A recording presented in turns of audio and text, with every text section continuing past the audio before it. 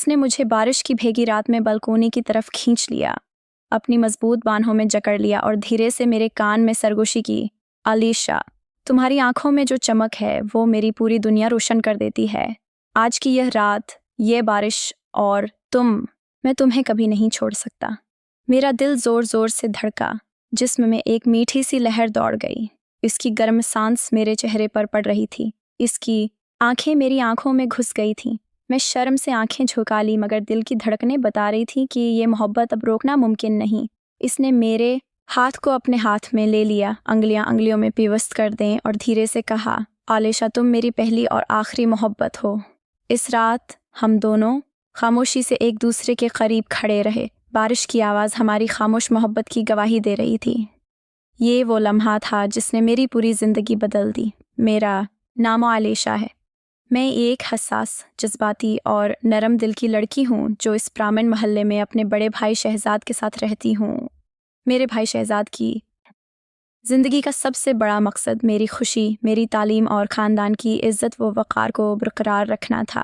वो सुबह सवेरे काम पर निकल जाता और शाम को थका हारा वापस आता। इस वजह से मैं दिन भर घर में अकेली रहती, अपनी किताबों, पौधों और तन्हाई के साथ बातें किया करती।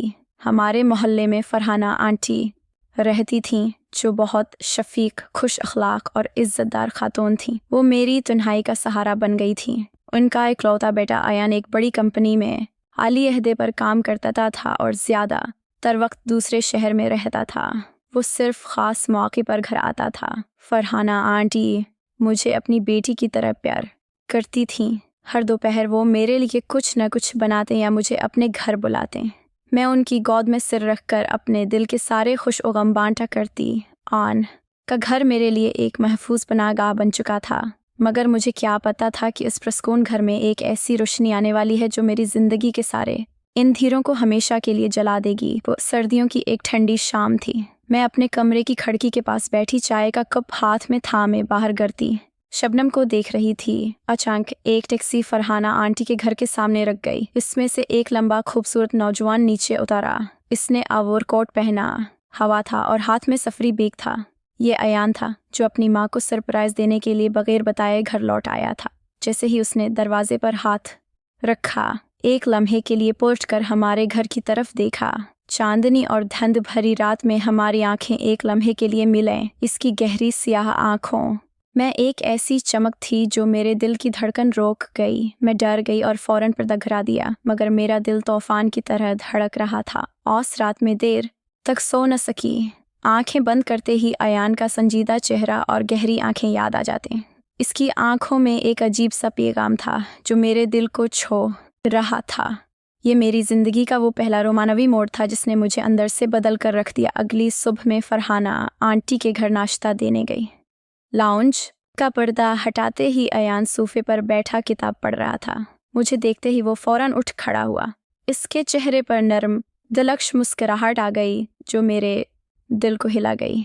फरहाना आंटी किचन से बाहर आए और फ़ख्र से तारुफ करवाया। अयान बेटा, ये आलिशा है, शहजाद की छोटी बहन।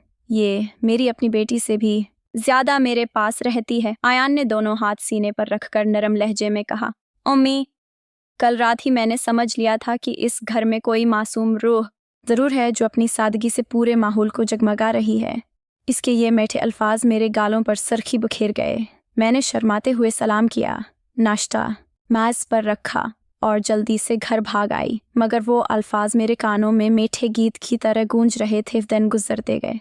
अयान की मौजूदगी ने पूरे मोहल्ले का मौसम बदल दिया। अब फरहाना आंटी के घर जाना सिर्फ रवायत नहीं रहा था, बल्कि एक मीठा इंतज़ार बन गया था। अयान बहुत पढ़ा लिखा, शाइस्ता और संजीदा नौजवान था। जब वो मेरे और आंटी के साथ बैठता तो बातें अदब, शायरी और ज़िंदगी के गहरे मौज़ूआत पर होते। मैं खामोशी से सुनती और उसकी बातों पर फ़िदा हो जाती। हमारी मोहब्बत कोई शोर शराबे वाली नहीं थी। ये दो दिलों का खामोश, पाकीज़ा और गहरा इतराफ़ था जो सिर्फ निगाहों, एहतराम और नरम मुस्कुराहटों मैं सांस लेता था। एक शाम फरहाना आंटी मोहल्ले में किसी से मिलने गई हुई थी। मैं उनके किचन में चाय बना रही थी कि अचानक अयान दरवाजे पर खड़ा था। उसने मुस्कुराते हुए कहा, आलिशा, मैंने दुनिया के बहुत से खूबसूरत शहर देखे हैं, मगर तुम्हारी सादगी और चाय की ये खुशबू मुझे कहीं और नहीं।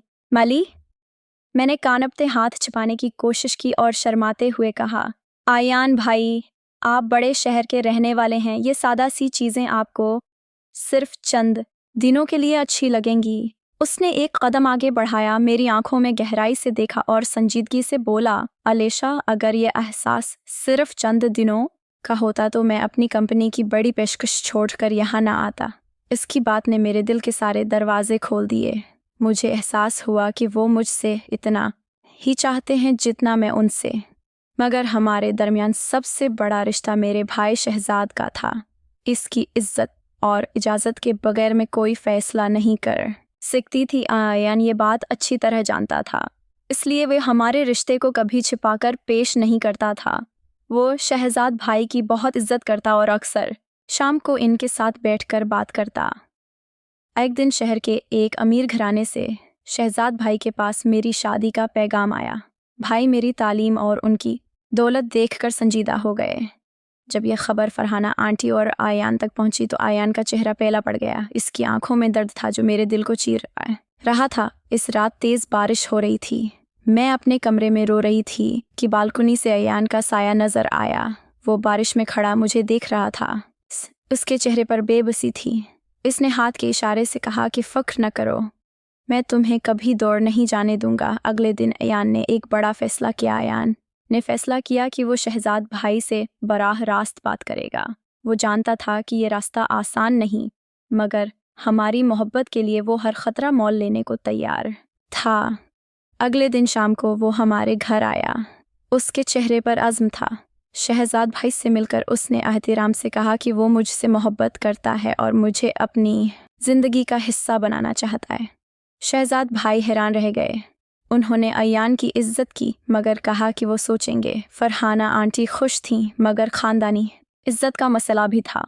दिन गुजरते गए। आयान रोज़ाना आता, मुझे दौर से देखकर तसल्ली देता। एक शाम जब शहजाद भाई बाहर थे तो आयान मुझसे मिला। उसने मेरे हाथ थामे और कहा, अलीशा, तुम्हारा इंतज़ार मुझे ज़िंदा रखे हुए है। तुम्हारी मुस्कुराहट मेरी दुनिया है। मेरी आंखों में आंसू आ गए। हमने एक दूसरे से वादा किया कि चाहे जो हो हम साथ रहेंगे। आखिरकार शहजाद भाई ने रजामंदी दे दी। फरहाना आंटी की खुशी का कोई ठिकाना न था। हमारी शादी की तैयारियां शुरू हो गईं। यह पाकीज़ा मोहब्बत, एहतराम और ख़ानदानी अक़दार की कहानी थी। अलीशा और आयान की ये सफ़र साबित करता है कि सच्ची मोहब्बत हमेशा रास्ता बना लेती है। अल्लाह की मर्ज़ी से हम दोनों एक दूसरे का सहारा बन गए।